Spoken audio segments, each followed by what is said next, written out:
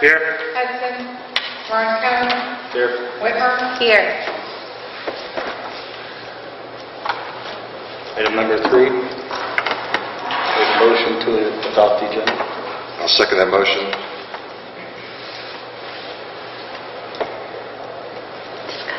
Discussion. Discussion.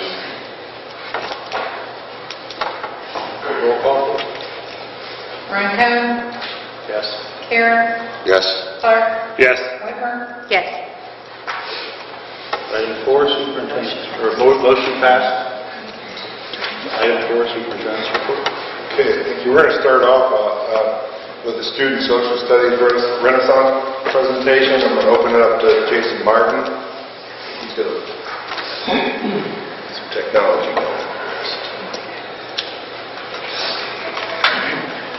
I would actually like to, I invited Mrs. Brandy Brown to come in and just tell us a little bit about what she had going on, because she invited me to her classroom. There were some amazing things going on as far as projects.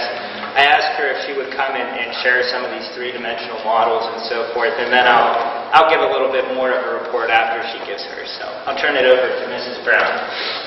Thank you for having me. My classroom is a lot of fun to teach with my 7th and 8th graders, and one of the favorite things that my students like to do is the projects, and they get a tic-tac-toe board of about 9 different options to choose from, whether they're creating a 3-day model, creating a song, doing a journal entry, and so they get to choose a project on what we're studying. And in 7th grade, they were studying the Renaissance and the Reformation, and they got to make these really good models. And I brought one of my students, and he was willing to come. This is Richard Ulam, and he actually made a couple of projects back here, and he would love to present his findings. And he was able to work with a group, and he made Leonardo da Vinci's invention. So why don't you tell the board about these?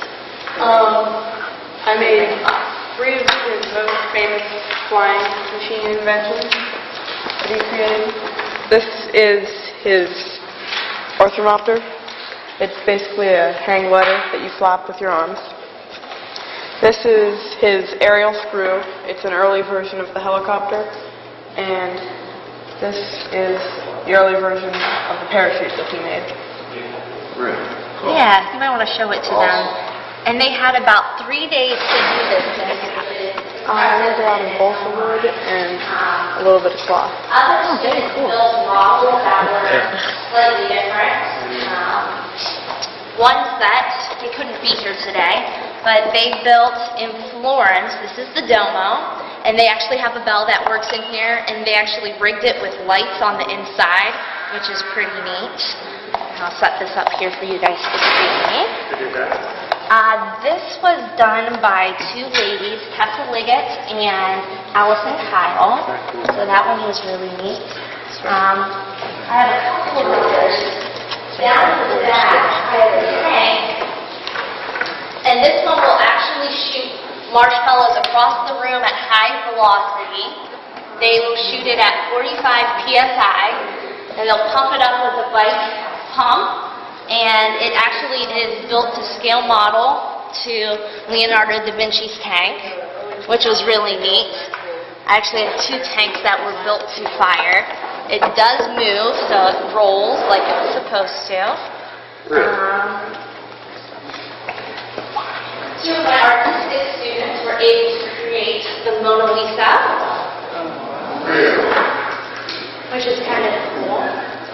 We have a complete guest board with all of the Renaissance people and figurines, and they created biographies about each of the individual people. It does play. They played it in class. And I also have a really neat journal from Leonardo da Vinci, and they wrote all about his excerpts. They include drawings about like the Vitruvian Man and so forth. And last but not least, we have a song that my 7th graders were able to play, which was really quite unique. I wasn't sure, I just have a few quick picture slides. I wasn't sure how many of these Mrs. Brown would be able to bring with her because some of the students had taken them home and so forth. So I did have a few pictures, and these are all here. And it's a little hard to hear the lyrics, that's why I passed around the lyric sheets. It's 3.5 minutes long, but I think it's well worth it. If for nothing else, it will give you a really good lesson on Venice.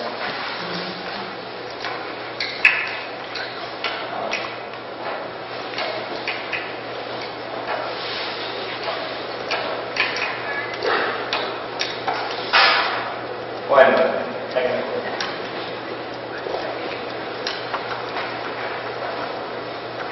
Never finished, right, Jason? I know.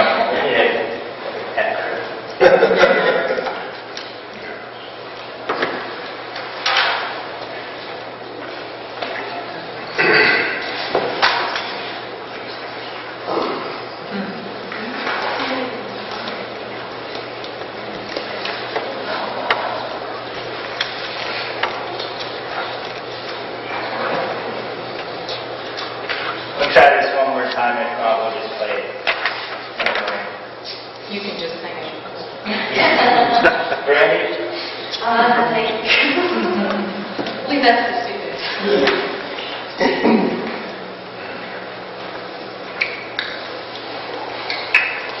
I'm really sorry, this is going to be hard to hear.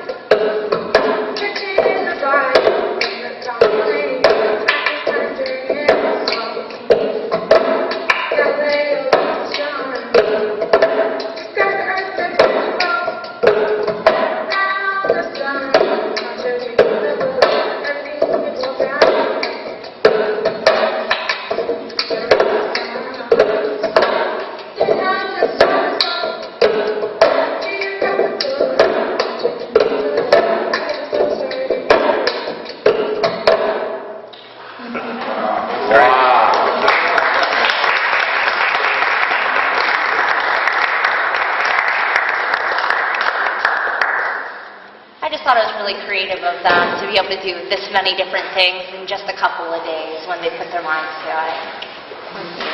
That's incredible. I mean, I could never, all those cup things and everything, and Mrs. Brown, that's a direct credit as to your teaching and the things that you've taught those students, and that just goes to show what our Columbiana schools does as far as for our students and things like that. I think it's commendable. I think it's awesome that students do it, are involved in that. I think it's wonderful. Thank you so very much. That's awesome. You make learning fun. Yes, that's awesome.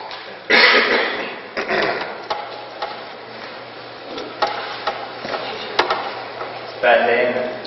Bad day on the tech end. We're getting it. As I had mentioned, Mrs. Brown and her 7th grade world history students invited me in to observe all these amazing things that she had going on. One can easily witness Mrs. Brown's love for her students and passion for the content. That passion is contagious and easily observed through her students.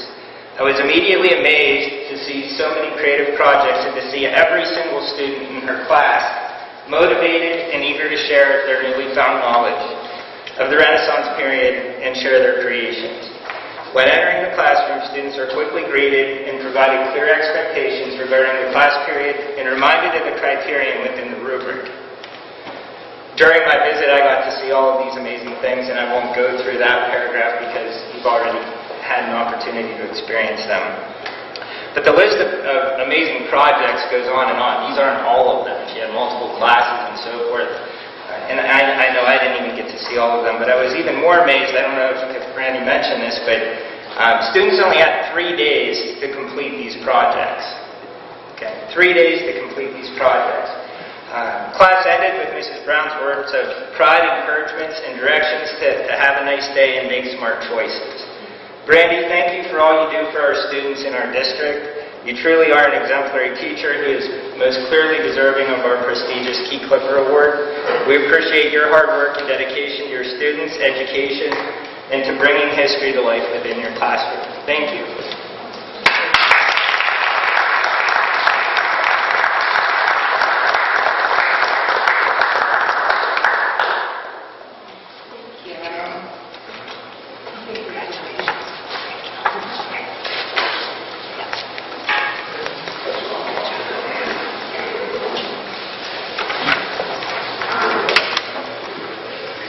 Thank you, Brandy. Thank you, Jason, for nominating Brandy for Key Clipper Award. It's nice when we can bring in things that our kids are doing and recognize our staff and our students, and this is a great opportunity to do so. And Richard Gulum, thank you, buddy, for coming in. The stuff that you did was incredible. A lot of work went into that. Thanks for coming in tonight. Good job, buddy. Since we don't have PowerPoint now, Because our tech guy broke it. What's up with this tech? Go in a different direction. Phases power.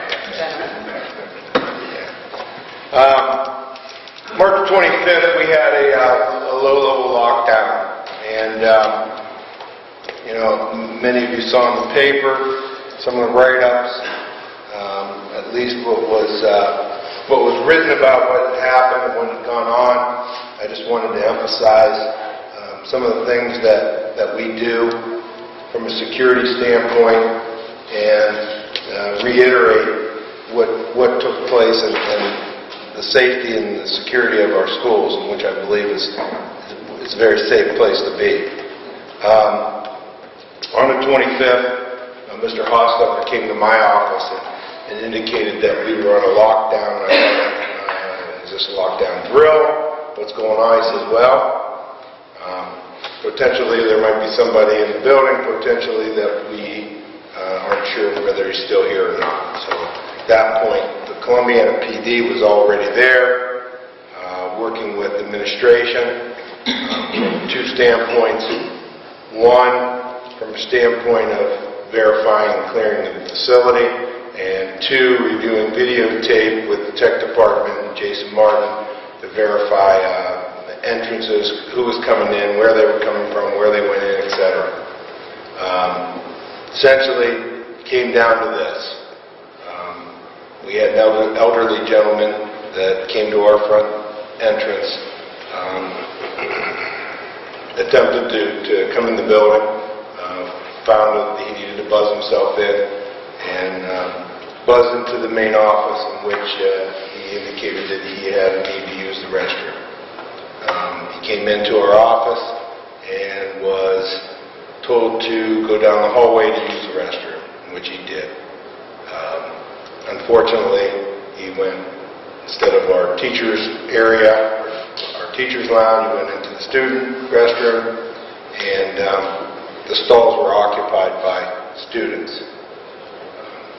We found through our meeting with students and conversations with the two students that were in the restroom at the time that the gentleman had an emergency.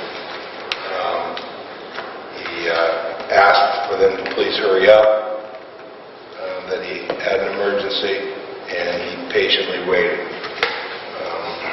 Unfortunately, the students did not hurry up, and essentially he was forced to use one of the waste cans in the bathroom. We did not know that at the time, how that played out, what went on. But later on, we were able to sit down and piece through the facts of what happened and how it happened. Students questioned him, the two students that were in there, what he was doing. He said he had an emergency, and indicated to them someday they will be old and they'll understand. And after that, I think our video shows him exiting the restroom, exiting the commons, and headed out through the front doors. I don't think it was anything more or anything less, which really prompts us to take a look at what we do procedurally and what can we do to do better. Some of the things that we had talked about with the staff from a lockdown perspective worked very well. Low-level lockdown for us means education continues, classes continue, teaching continues, students stay in classrooms, and we lock down the classrooms. We clear the facility for whatever it might be, whether it's an animal, whether it's someone who's unauthorized to be there. It took time to verify on the video that the individual did indeed leave the facility. During that time, Wade Boley, who's our DARE officer, was in our commons throughout the whole process with our principals. We didn't believe from a standpoint that there was a threat. We felt like at that point we had an elderly gentleman who had to use the restroom. That was what we felt like through the whole process. I know our secretarial staff, it happened during a time in which we have transition with our Career Center kids coming in, and they believed it was one of our sub-bus drivers that came in. Turned out to not be that. We had no clear identification of the individual to verify who he was, and we worked with the Columbiana Police Department during that process. However, I think it was stringent upon our administration to meet with our secretarial staff and verify how we enter into our facility. Schools were never made to be fortresses. They were never made to be locked-down facilities. In 1999, on April 20th, when Columbine happened, everybody in the nation buckled down their schools, and we continue to learn every day from what happens, what goes on. We learn from other people, what they go through. We learn from Chardon, we learn from Sandy Hook, and we try to implement those things. When this facility was built, they were in this facility in 2000. The This facility was already constructed before they would have ever thought that the office needed to be at an entrance. The office is in a vicinity of an entrance, so we have camera systems. And those camera systems bounce back and forth from two entrances. One is the student entrance. We have student drivers. The other is the main entrance, which we hope that our parents and our grandparents and those that come in and out of our facility would use that. We have visitors every single day at the school. From the mail lady to UPS to plumbers to roofers to construction folks. They're coming in to fix and make repairs. We have them every single day come to our facilities. We have vendors come to our facilities. We have people who unload groceries, food supplies for our cafeterias every single day. If somebody wants to get in our facility, they can, and they will. If somebody wants to.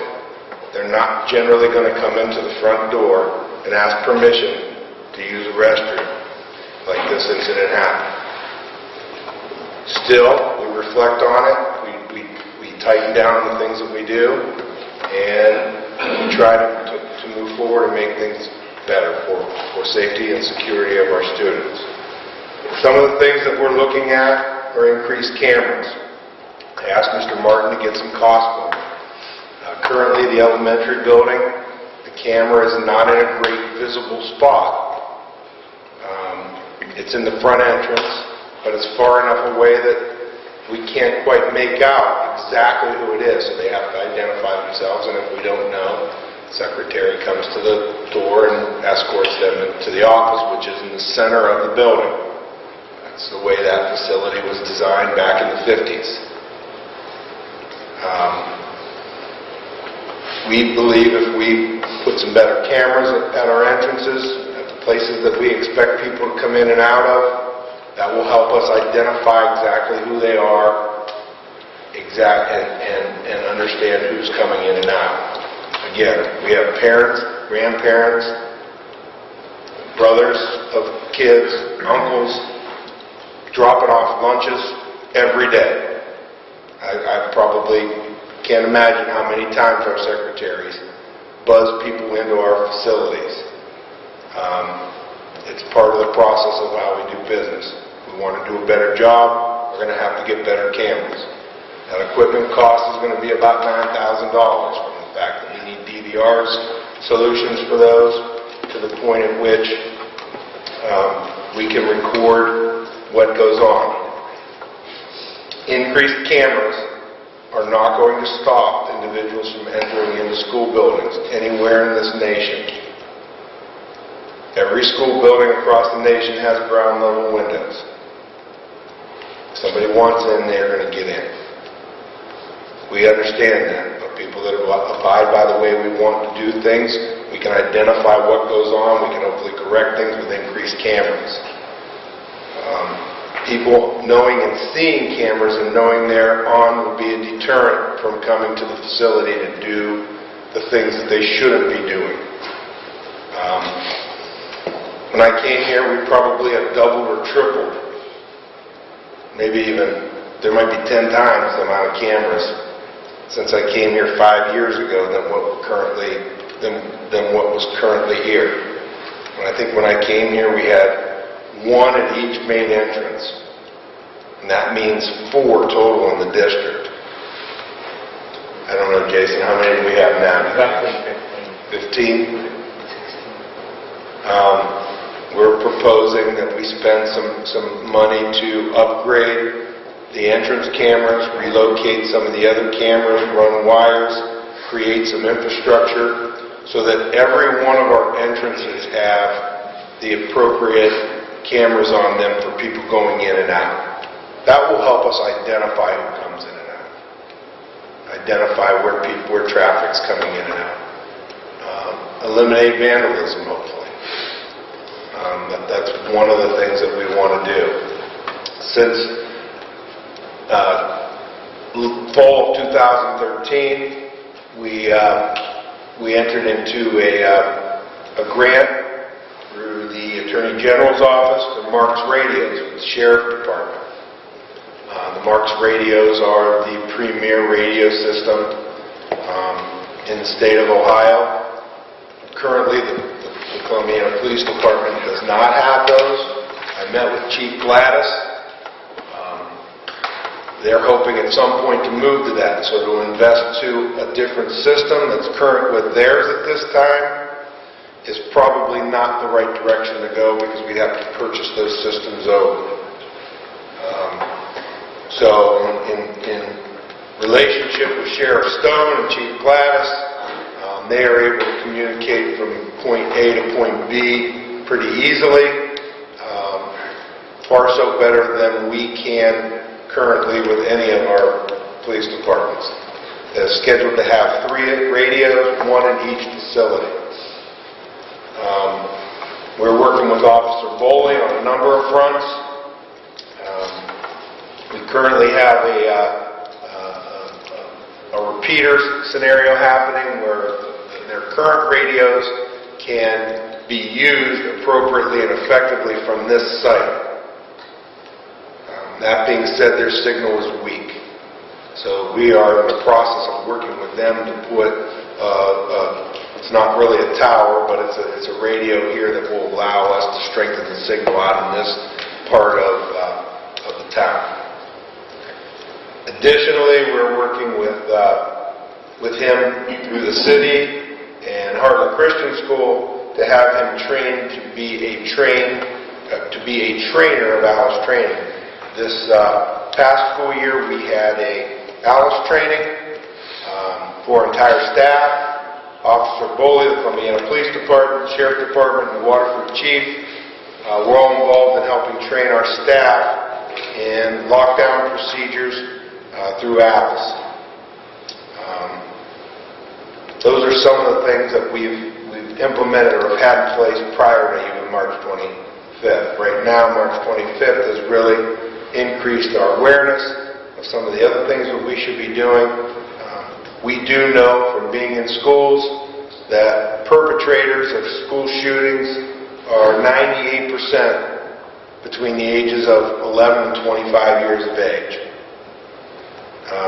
We do realize that in school shootings, generally, it's your own students that we have to be concerned with. That has been something that's happened over and over and over again through school violence. So we understand that. We don't profile, but we do have a clear understanding from an administrative standpoint, from a staff standpoint, of what to look for and when to look for it. I had a conversation with Mr. Roncone not too long ago that in 1999, secretaries changed from the secretary that handles paperwork and greets you at the door to our first point of contact.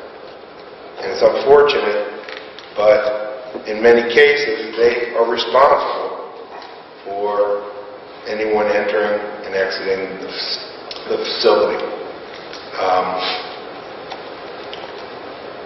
No increased pay. Didn't give them any more money to do those added things. We didn't give staff members or administrators more money because we have to train for ALICE and those types of things to keep our kids safe.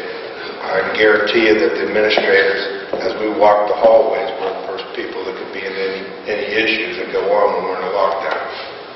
Because we're not locked down. And, the board will have some things to think about in the upcoming months.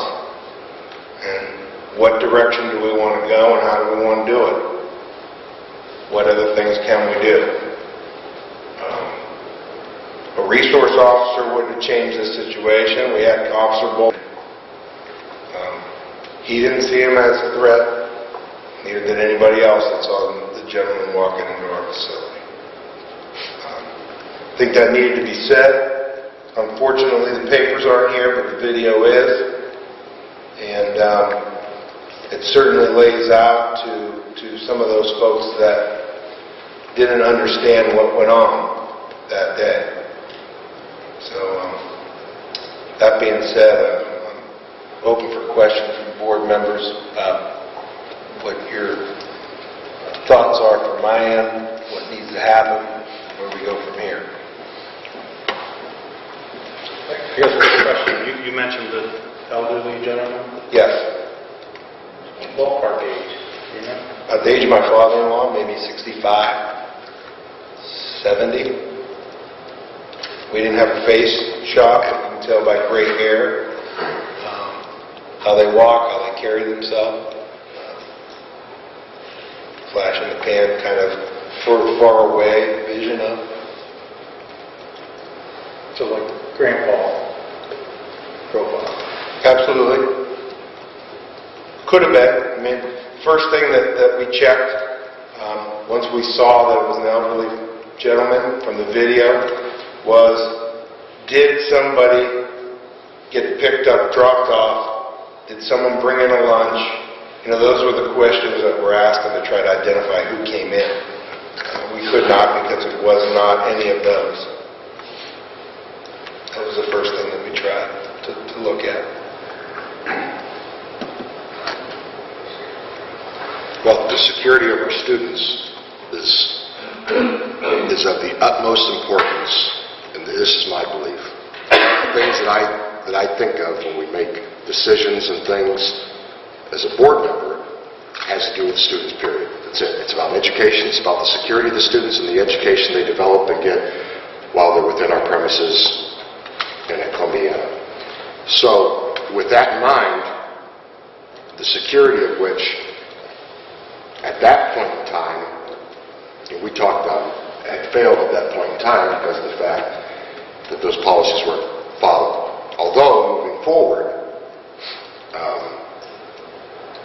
in my opinion, we need to make sure, and I don't know if it's under our policies or whatever it is, that when that person comes to that door, and we talked about this, that, listen, I'm sorry if it's your grandparents, I'm sorry if it's whomever, but they don't come into our building unless we can verify who they are. And if we can't verify that that individual is there for a purpose, and that person belongs there, then we call the police. That's it. And the police respond. Let them handle it. That's their job. That's their job. Person has a hood on, whatever it is. And that's it. Although, unfortunately, these people that make these menace-type things and come into schools and the stabbings and shootings and things like that, they get in no matter what because they blow the doors out, come in with guns or whatever they do. But I agree that we need to discuss these things to make sure that everything we do is so secure that we've covered the bases to make sure these students are safe and they feel safe, and the teachers and the employees feel safe within the compounds of the school, in my opinion. Well, I can tell you from my own perspective, I have 2 children. Most of them are in this building. They're both female, and not at any time during the whole process did I feel like this was a violent situation. Yeah, So, I know it was. you know, from that standpoint, we're not above, because we're here in Columbiana, that this can't happen in our district. It's just, this is a pretty safe community overall. And I feel every day that my kids come to school in this facility and are safe from violence. You know, I've been administrator now for almost 15 years. 5 years I've been here, I can count on one hand the actual number of fist fights that have taken place in Columbiana schools. That speaks volumes to what happens here on a daily basis with our kids. You know, are you going to eradicate bullying? You're not going to eradicate bullying. We can continue to teach tolerance, teach respect, teach character. You know, those are the things that we hope will eliminate someone from having crazy thoughts. But we work with our kids, and I think for the most part, there's an element of respect and rapport throughout the facility, from pre-K all the way up through 12, coming from our staff, coming from our administration, and then also from our students and parents. We have good parents in this district, and that's part of the positive piece of this whole thing. But at the end of the day, I've not seen anything that would indicate violence taking place in our facilities on a daily basis. Some of these other places, I just was reading in the journal the other day, look at the juvenile reports, where kids are coming from, where they're in school, what the issues that they're dealing with and what's going on. I still feel this is a very, very safe school district. Can we do things better? Sure. Can we put metal detectors in? Sure, we can. There's cost to all those things. There's cost to manning them. And we can continue to talk about these solutions, but I think a lot of it is just making sure practices meet the policies and make sure that we continue to be a friendly place. I don't see us refusing an elderly person to come into our facility that wants to use the facility or meet with or talk to somebody. We still have to be a school district. And I think being a school district has to have an element of being a friendly place to be. We put our secretaries, unfortunately, in a position of scrutinizing every single person that walks through our door and being rude about how we go about what we do, and many times with our own parents. That's a concern that you have a double-edged sword on that. What do you do? And I've had these conversations quite a bit more since the 25th with other superintendents, with other faculty, with our administration. I think that this incident gets blown way out of proportion with the media. Right, wrong, or indifferent. But at the end of the day, we revisit it if we have somebody that wants to use our facility, they'll come into the office, use the office facility. We don't let them out into our building whatsoever, and I think that eliminates that problem. I still don't think we're not a friendly place. Just my 2 cents from that end. I think just clarifying, knowing that this incident happened, clarifying that where we could do a little bit better in terms of checking things out. But I agree. I think we have to be by teaching respect and being friendly and just being strict in that is what we have to make our policy. We still are. The community owns us. We're part of the community, and we want them to feel welcome. We just need to let them know the boundaries of we're welcoming, but we're also our job is to keep our students safe. And I think we do a really good job here. I think our secretaries do a really good job of that. I just think that it was a good reminder to us of what we do need to, that things can happen and slip through, and just kind of remind us how we need to do it.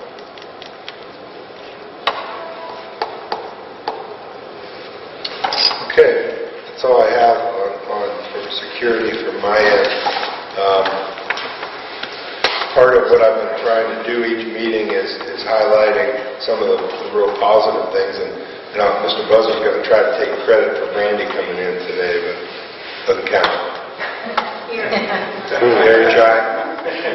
This is Jason who brought it up. That's my September report.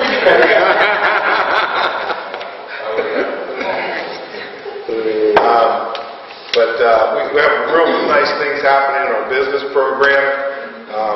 I've asked Mr. Hostetler to invite Tricia Misos, one of our teachers in the high school and middle school, and she's really done a tremendous job with our business program, and I'm going to turn it over to Mr. Hostetler.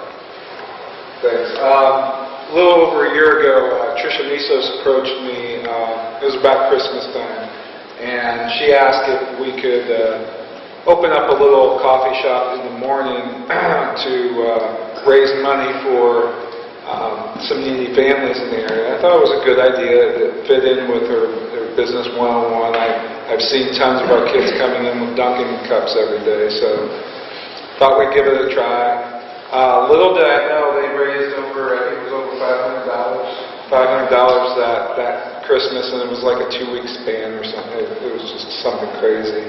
So towards the end of last year, she came to me with an idea. Hey, let's expand this. Let's make this better. Let's really teach kids a real world type of idea. And I said, you know what? I've heard of a few schools that tried it, and she really went above and beyond. I've taken people back to the Clipper Cafe to see it. And I don't want to steal their thunder, but some of the amazing things that I see as a principal, when you really look at the classroom and you go in there and you see student collaboration, you see student problem solving, it's everything that we talk about when we say engagement. You get that when you walk in that room. The teacher is off to the side. She's there as a resource. The kids are in there collaborating, and it's something really wonderful.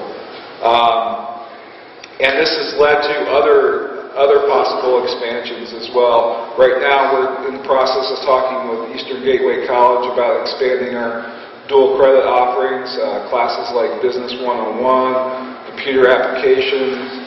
These classes will give our kids a chance to earn college credit while in the hallways of Columbiana and focusing in on business. We're also looking at classes like mobile app design and video game design to bring more real-world thinking, problem-solving to our students.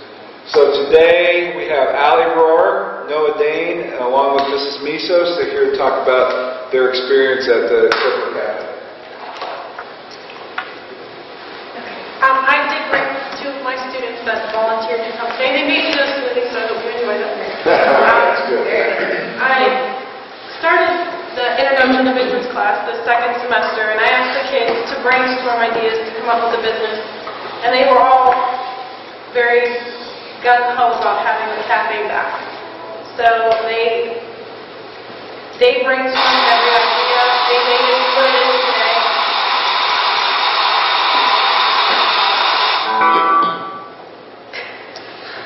And they actually put the PowerPoint and everything together for you, so I'm going to let them take it away. One moment.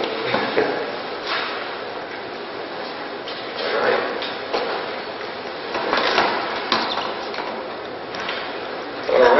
So like Ms. Miso said, the Cooper Cafe, she asked us within the first week, what kind of business do you guys want to run? And we really liked the idea last year of the coffee shop, and we wanted to expand it. Well, I think it took us about 2 or 3 days to decide what do we want, and are we going to have a charging station, because kids are always asking to charge phones to be able to get home parents for after-school activities if they forget it.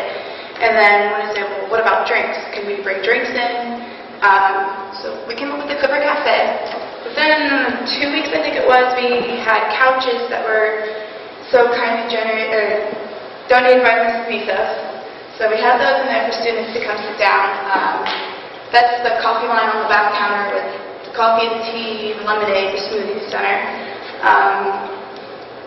Once we had the idea of the cafe, our next steps were what we're going to sell, how we're going to be able to make a profit off of this, and how are we going to attract enough business. Our learning targets that she talked to us over and over again to make sure we had ensured were communication skills, marketing strategies, and the operational costs. After everything was settled, I think there's 8 students in the class. We all broke into 4 departments: technology, finance, marketing, and advertising. The first is technology. I'm the head of it. We opened up Twitter so we could better connect with students because, as you know, a lot of people are involved with Twitter pages and whatnot. So we liked a lot of their pages and they liked ours back. So we were able to connect to them and let them see what our weekly specials were without actually coming into the cafe yet. We also opened up a website. Though it's low revenue, it also simulates a lot of business experiences, as you see in today's growing markets. a lot of businesses will have websites for their companies. Are we going to show them the website? All right. I put this together in about 4 weeks, somewhere in there. And it basically shows the specials, a brief introduction to what the business class in the Clipper Cafe is all about. Twitter links. We're hoping to sell merchandise off of this, not sure yet. But we have an interactive survey which students can answer questions to regarding the cafe. And we also have Meet the Team, which has the entire class roster on it to give everyone full credit. So yeah, we like to expand in that way. So I created that website, and it's been a helpful tool for getting out into the internet even more. Like I said, we have the ongoing survey, and we also researched cost-effective ways to accept credit and debit cards. And we came to the conclusion that PayPal has this really cool app that's really helpful for the iPad, where you plug in a card reader that you can buy from them, and it was the cheapest way possible, where they only had like a really small fine for using this application. And basically it lets students who don't have money on them but they do have a card, they can use that instead. And I don't know, to me that seems to make it feel more like a shop than, a bunch of students in a classroom. It's very beneficial. I actually use my card all the time when I want to get something, so it's easier not to have cash. Finance department, they place orders twice a week. They are in charge of the weekly sales, they make the deposits, the requisitions. Basically, they need to make sure that we have enough inventory to last through the week. I don't know much more about finance. The marketing, that was my department. Before the cafe started, we wanted to see, what did the students want? Did they want smoothies? Did they want milkshakes? What would attract them? So we had a survey beforehand given out to the students, and we calculated, I think, 150 students what they wanted. We're also in charge of new ways to attract people. 2 or 3 weeks ago, we got the approval to have a TV in there, and that actually attracted a lot of people who had study halls who, could watch the weather, watch Good Morning America, and I think the NCAA was this past week. They could watch that on their study halls as they were studious. They're studying too! The marketing is also in charge of the weekly specials and coming up with it, what's next week's big thing. This week, or last week, our biggest thing was the Oreo milkshakes, and we were thinking, well, what are they going to want next week? And then we were like, well, let's take a step away from ice cream because it's a lot of cost, and we came up with the coolers this week, which have been really popular as well. Advertising was in charge of actually running the Twitter once it was created, or creating posters. I know someone painted a logo for the cafe, and we have that in the room. So that was basically reaching out, posting flyers, and letting people know about the cafe and what's going on in it. So, yeah. And how the cafe is being used. I don't know if you want to take this, or...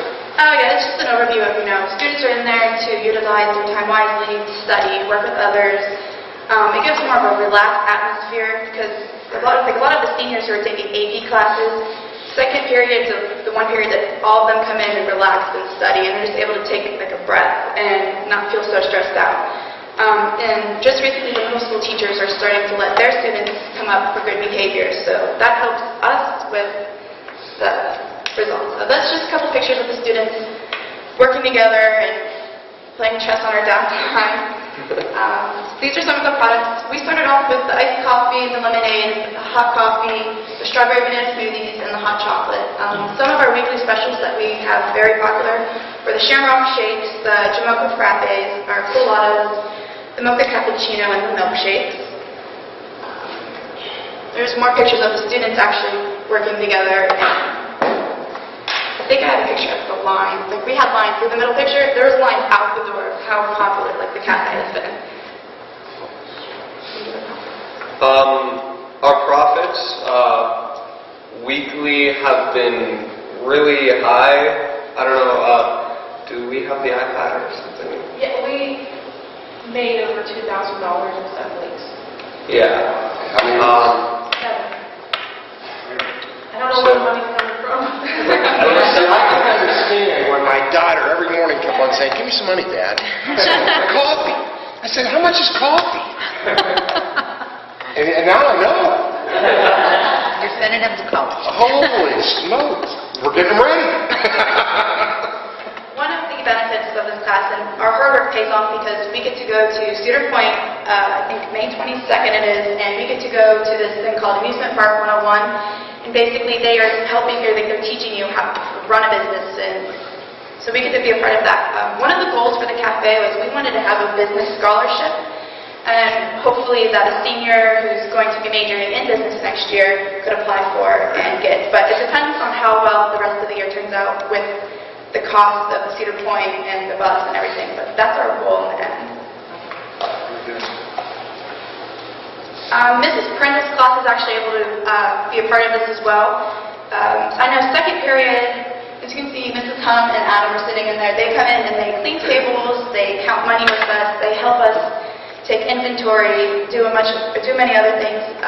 Work studies also offered for students in and out of the business class. And not only this, but I'd like to point out that it really helps Ms. Brindle's class, socialize more, and it really gets them interactive with a real-world situation alongside us. So it helps bring a reality to that, and they seem to really enjoy it. So I don't know. I figured I should make a note of that. Overall, this has been a really great experience for us. I've learned many things like the communication skills. Like if someone's having a really bad day and they come in, you have to be nice to those people, even if they're not so nice to you. That's what we learned, and I have to learn management and inventory, and I don't know if you want to. I don't know, I just realized it's been a huge reality check for me, and I'm a huge technologically integrated person, so making this website and working on advertising and calculating profits and all of that, I don't know, that's been really fun for me, even though it's a lot of hard work. So overall, it pays off a lot. It's definitely worth it. So yeah, that's the end of the presentation.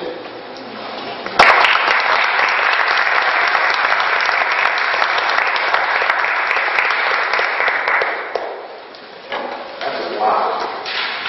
That's a big wow. Holy smokes. Unbelievable. I mean, I'll just say from, meeting with Mr. Hostetler and Mrs. Mesos, that we see a big advantage of getting our kids, regardless of what they're going in the next step after high school, to getting involved in some of these types of programs. So, I'm not going to steal Mr. Hostetler's thunder, but she wanted to mention a couple of things of partnership with some higher ed opportunities. Well, as we discussed earlier, we are looking at partnering with Eastern Gateway. This seems to blend in really well. Tricia Mesos is looking at teaching Business 101 and computer applications. That'll be a dual credit. The kids will be able to earn college credits that they can transfer to any state school. And as I said before, we're looking also into mobile app design and video game design. I think as you saw from the presentation, the kids are into this class. I mean, and I've seen kids that, let's say, weren't so into the traditional school day, come in there and just light up and dive in with their colleagues, and it's been a real awakening for me as a principal to see what we can do as far in a classroom if we bring real world things into it. And you think about when they get to the high school, they already have a lot of these skills, and if we continue to concentrate on our core areas and also give them some real life experience, I think we can do a lot of good things. And the mobile app design will have an opportunity to have an industry standard credential associated with it, or certificate. which is a really, really nice thing available to us. So there's a test involved in that to get your credentialing. But that was one of the things that was very attractive to that, and that's from Career Technical Education. And it's primarily online, and we are going to use that as a facilitated online course. So we'll have that teacher-led, teacher-instructed, although it's technically an online course. So some nice opportunities coming up. We're gearing this towards seniors first, juniors next, and then down the list. But certainly those seniors that we have in the years to follow find themselves with very few credits that they need to graduate. We want to give them an opportunity, and maybe our big goal is to potentially turn some internships in the form of a lab type scenario where we can go out into local business and partner with local business to do certain things. So if Magical Computing had a need for a kid to come on and work a couple periods during the day, they could do some work for that type of business. So those are our goals. Those are long range to transition. Short range goal is to get these partnerships in place with Eastern Gateway, CTE Learning, and ITT was another group we were working with to get some higher ed stuff happening. That's it for Superintendent report. I just want to thank Alan, Noah, and Mrs. Misos for coming today and providing the treats for everyone. Thank you very much. Thank you. That's great.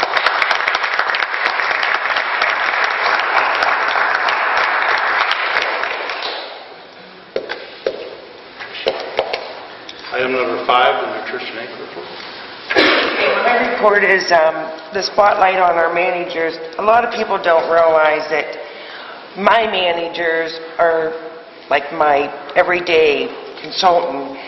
There's days that I don't have something or I need advice. I call them. But lately we've been really good about not calling, but I haven't been. My boss really instructs me to do a lot of webinars to keep up with the demands from the government, what we're allowed to sell, what we're not allowed to sell. And I got to give these credits to our managers because there is a lot involved. You may see Kim here or Rick or Kevin here, I'm sorry, but they're really the backbones of nutrition and us, so I just really got to say thank you to both of them. And I guess on my second page I have the Chinese, the global, take the Chinese global. That was really a big hit, and we will not be having one in May. We'll be having a cookout in May, so this is our last one tomorrow, and I don't even remember what we're having tomorrow. It's a Mexican. So it's been very interesting. We've had a lot of feedback on Take Nutrition Global, and I think we're going to keep it up next year. They're wanting different recipes from us managers as a group. So I've been trying to get my girls involved so we can have our name, Columbiana, picked whatever, and this is our recipe. But of course it has to meet all the guidelines, through the health police, as we call them nowadays. But, and on the back also, the scoop. We have this on the website as well every month. This was that lima bean salad. The little kids loved it. And it even had mushrooms in it.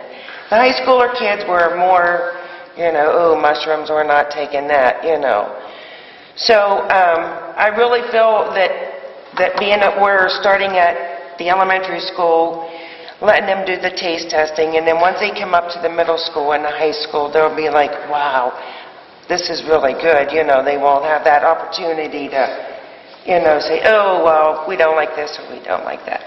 And Mr. Clark was able to see a Wellness Wednesday as I was presenting it. That was very good. Thank you very much. Yes. We try. We really try. So, That's mine. Any questions?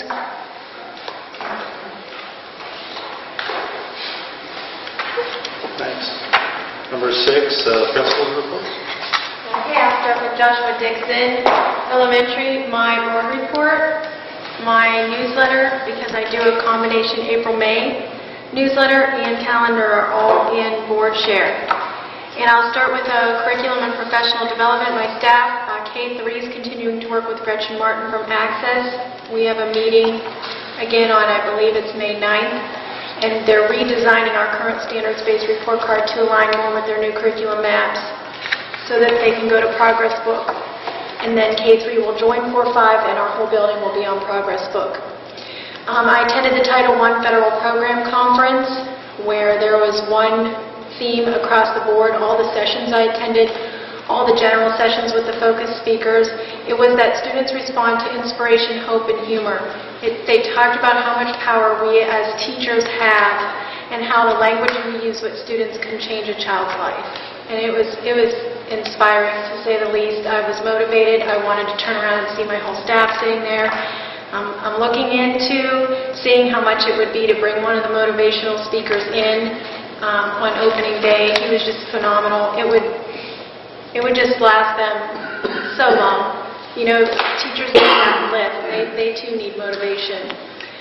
We're working on linkage. Our school setup and roster verification is complete. I'd like to thank Mr. Martin for my endless phone calls and all his help in talking me through some of the difficult steps on there. The next step is staff linkage. My staff will be doing that the week we come back after Easter break. ET-PES, I believe we're all getting ready to start entering our second round of observation data entry in.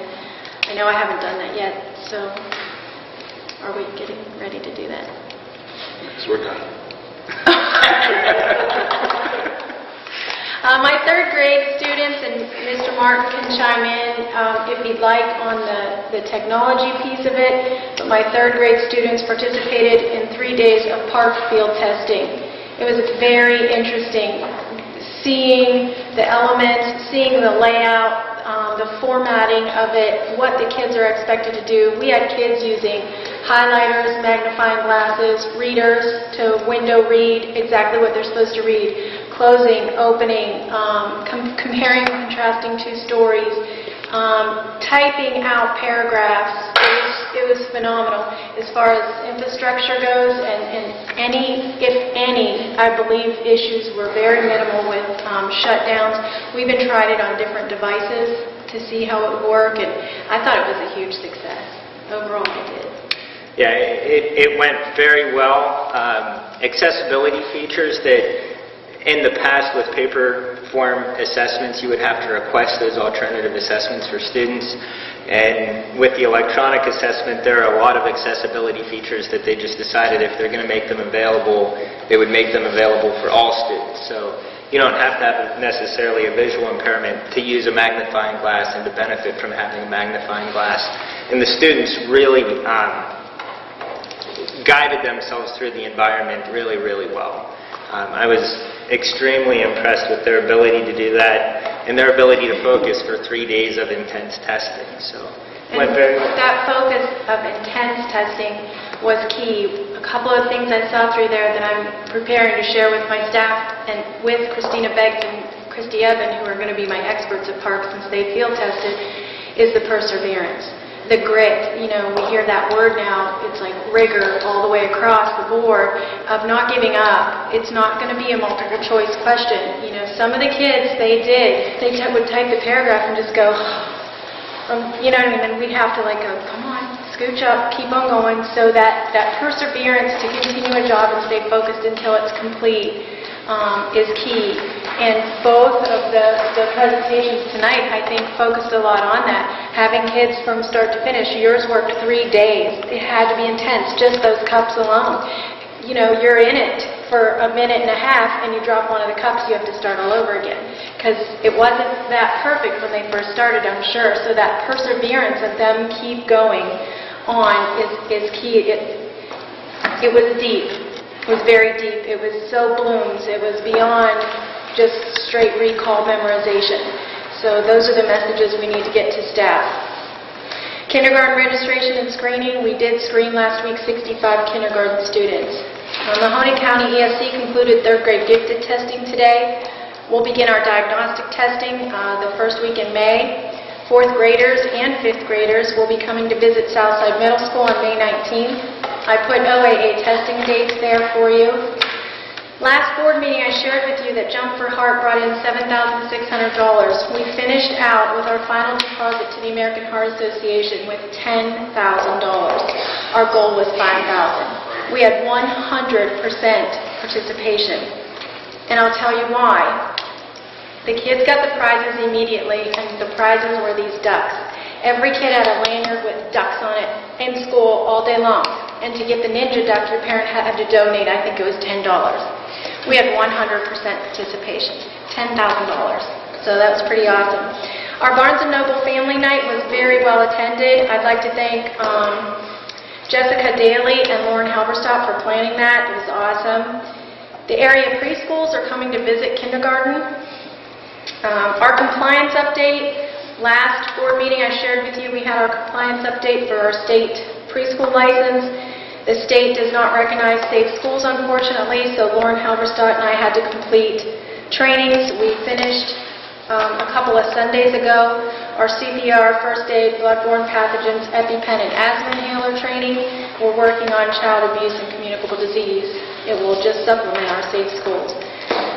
The father-daughter dance was well attended. I'm not sure Dixon is the venue for that. It was very, very crowded and very, very hot.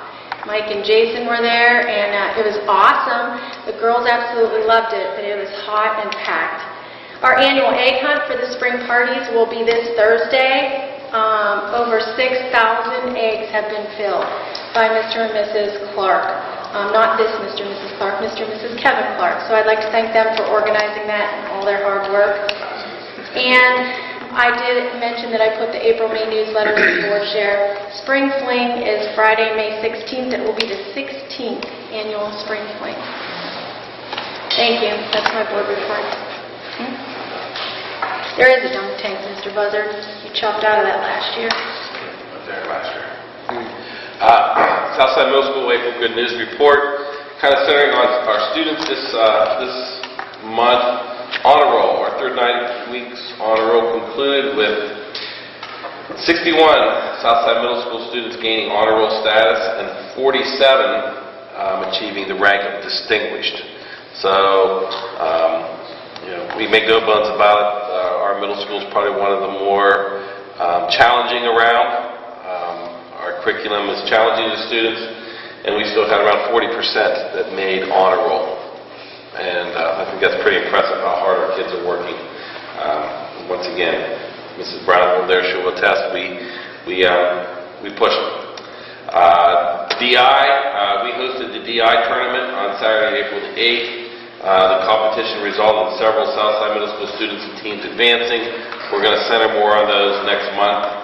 As they move on in competition, we'll be talking a little bit more about the individuals moving on. Moving from DI, Science Fair. YSU hosted a regional science fair. We sent students to compete following our school-wide judging of our own personal science fair. And advancing to the state championships are Emily Hitchcock, Morgan Brownlee, Chris Squire, and Richard Oldham. So good luck to the... Is Richard still here? Right there. Good job, Richard. And so good luck to Clippers in Columbus. They'll be heading to Columbus. Continuing on to English Festival, April 10th. We had 47 students that went to the English Festival, which is, once again, it's very impressive to attend this. You just can't choose to attend. You have books to read. You're tested to make sure you read all your books. It's a year-long activity. I know school down the road said a whopping 8. We had 47, so our kids, once again, are working very hard. We're pushing them, we're giving them this opportunity. I go to a county meeting and we talk about the English Festival, and once again, I'm sitting beside one principal. I had 8, and the school twice our size sent 10. So really impressed and a great job at the English Festival, and they had a good time. We were very well represented and well behaved. Spring sports are in full swing with our track teams.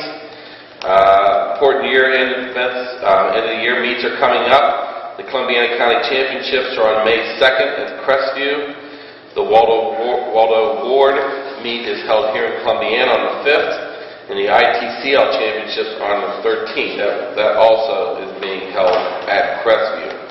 OA testing. Our students will be taking our test from April to 28th until May 5th. We're looking to do very well in our testing this year.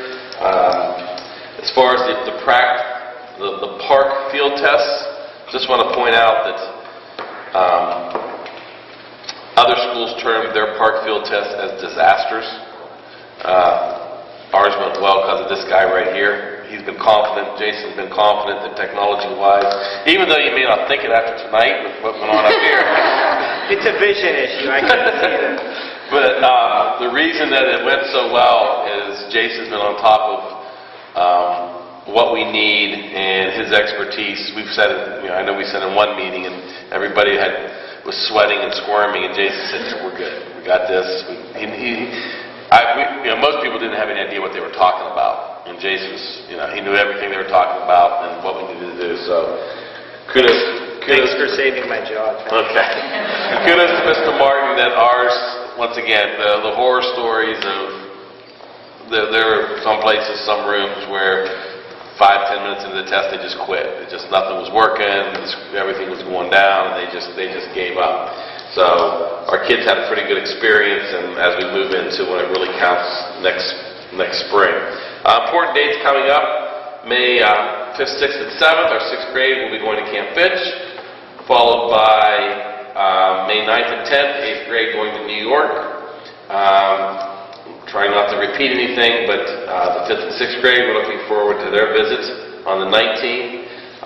Band concert the 21st, choir concert the 22nd, our annual talent show, which is a lot of fun, on the 23rd, and with our blizzard bags and other smart moves, we're out May 30th. We don't have to go into June, which is always a nice thing in the middle school. That's the middle school report.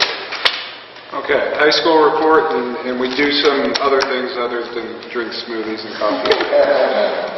Student staff achievement. The Future Educators Association recently recognized some staff members who made an impact on their education. 11 current and former staff members were recognized.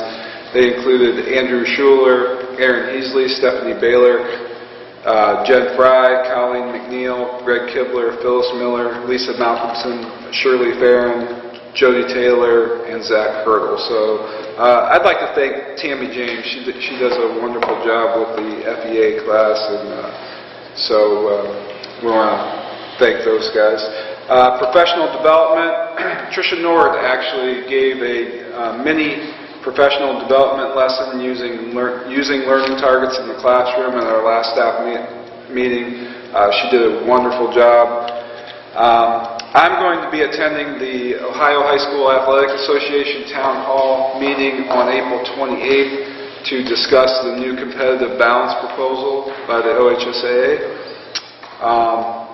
Under former student news, Kayla Perea was recently recognized by the University of Akron for participating in their alternative spring break. Kayla volunteered for Habitat for Humanity, and as proud as I am of Kayla, I wanted to bring this to your attention because the University of Akron is doing a really neat thing. They send me monthly updates on how our students at Akron are doing, so I thought that was really a neat idea from Akron. Under activities, we're all set for prom next Saturday. National Honor Society, Robert Bragg, they're going to be volunteering at Robert Bragg Prof School. They have their own prom May 3rd, and our kids are volunteering for that. They're also volunteering at Habitat for Humanity on May 4th. Student government, they have elections for class officers after spring break. And our freshman youth leaders of Interact attended a brunch this morning as a follow-up to their leadership conference in the fall. Students were presented their service projects, which was making blankets for residents at Parkside Nursing Home. They also received a senatorial citation from the senator for their community efforts. So I want to congratulate them. Under athletics, although it's been very hard to get games and meets in recently, I put an update and some upcoming games in board share as well. So, thank you.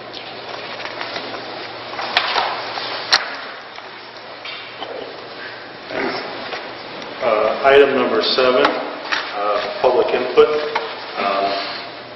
We have a public participation request from Sean Brothers. Sean, it was just in reference to the issues that you talked about earlier. You answered almost all the questions that I had. The only thing that I would say is that I wouldn't have a problem showing my driver's license if I wanted to gain entrance to the school. I don't think it's rude to ask that of people if it keeps our students safe. That's all I wanted to add. I appreciate that. I do want to tell you that unfairly and maybe unduly our secretaries get beat up by their requests because they are the person right there. And people come in and verbally are unkind. And they have to find that balance between getting the information they need and trying to keep that friendly face at the desk. And it's difficult. Yeah, it's difficult.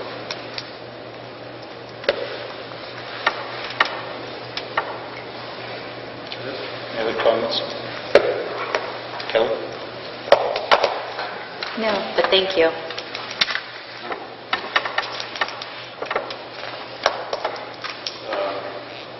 Great. You want to go? I don't.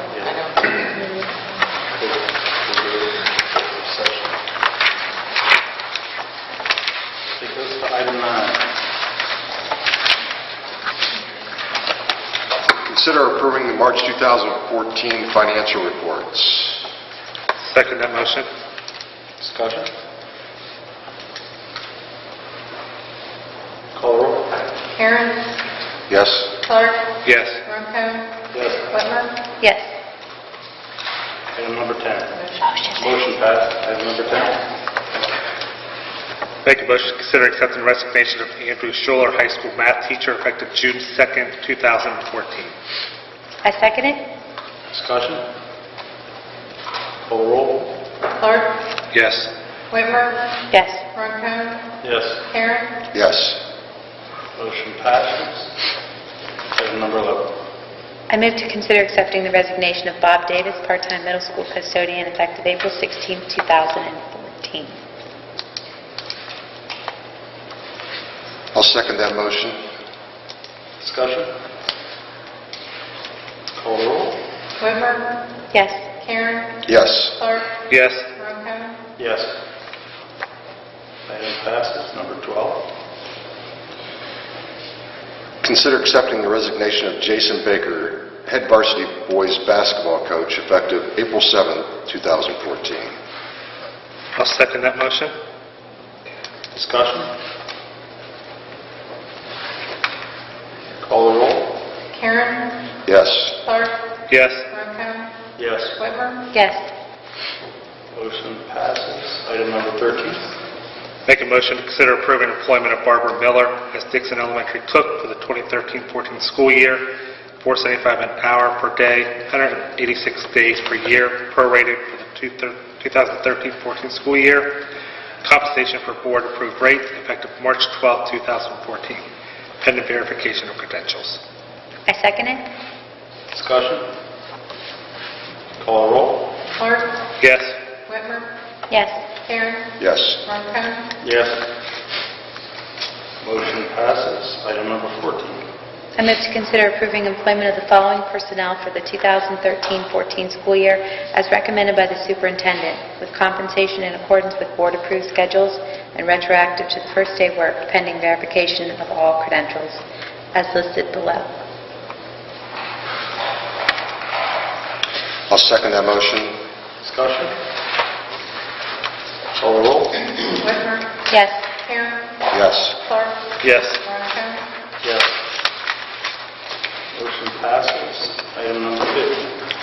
Consider approving the following personnel as volunteer for a pupil activity program for the 2013-14 school year as recommended by the superintendent as listed below. I'll second that. Discussion? Call roll. Karen. Yes. Clark. Yes. Ronco. Yes. Whitmer. Yes. Motion passes. Item 16. Make a motion to consider approving employment of the following personnel on a supplemental contract for the 2013-14 school year as recommended by the superintendent with compensation in accordance with board-approved schedules pending verification of credentials as listed below. I'll second that. Discussion? Call the roll. Clark. Yes. Whitmer. Yes. Karen. Yes. Ronco. Yes. Motion passes. Item 17. I move to consider approving the field biology class field trip May 11th through 12th, 2014, one school day per the itinerary provided with this agenda. I'll second the motion. Discussion? Call the roll. Whitmer. Yes. Karen. Yes. Clark. Yes. Ronco. Yes. Motion passes. Item 18. Consider first reading the following new policies, revisions, and replacements to the board policy as listed below with drug and alcohol testing for students. No action. Item 19. Make a motion to consider second reading and approval of the following new policies, revisions, and replacements to board policy which received a first reading at the March 11th, 2014 board meeting as listed below. I second it. Discussion? Call the roll. Clark. Yes. Whitmer. Yes. Karen. Yes. Ronco. Yes. Hudson. Yes. Motion passes. Item number 20. I move to consider approval of authorization to offer student accident insurance for the 2014-2015 school year through the Mills Insurance Agency. Second. Go ahead. The motion. Discussion? Call the roll. Whitmer. Yes. Hudson. Yes. Ronco. Yes. Karen. Yes. Clark. Yes.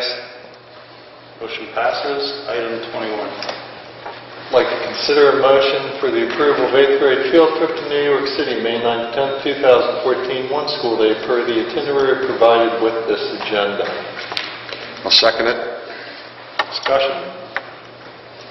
Call the roll. Hudson. Yes. Karen. Yes. Clark. Yes. Ronco. Yes. Whitmer. Yes. Motion passes. Item number 22.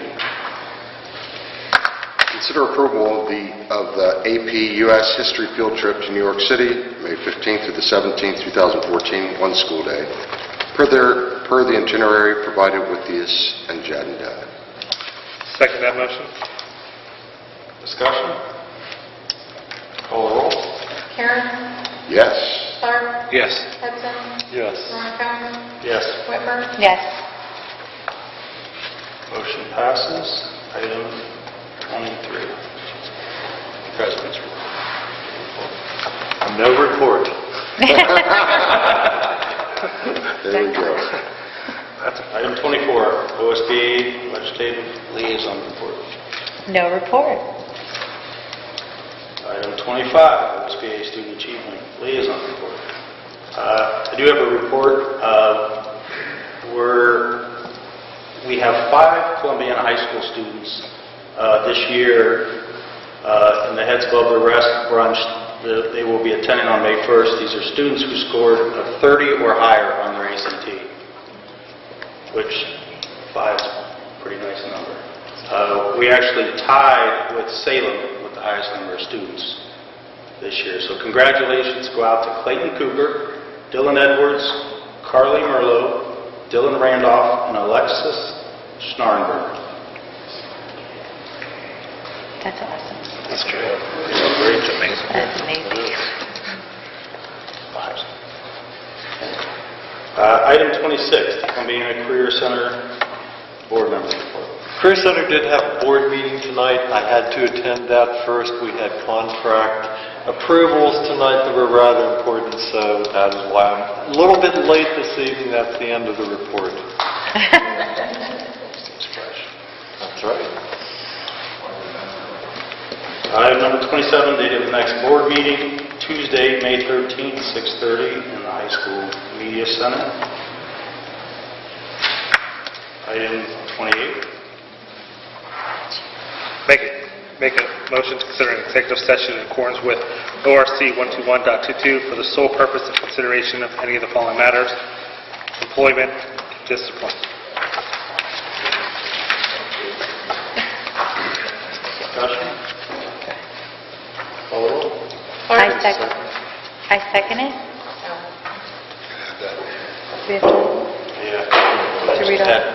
Specialized detail of the security arrangements or disclose, where disclosure of the matters discussed might reveal information that could be used for the purpose of committing or avoiding prosecution for a violation of the law.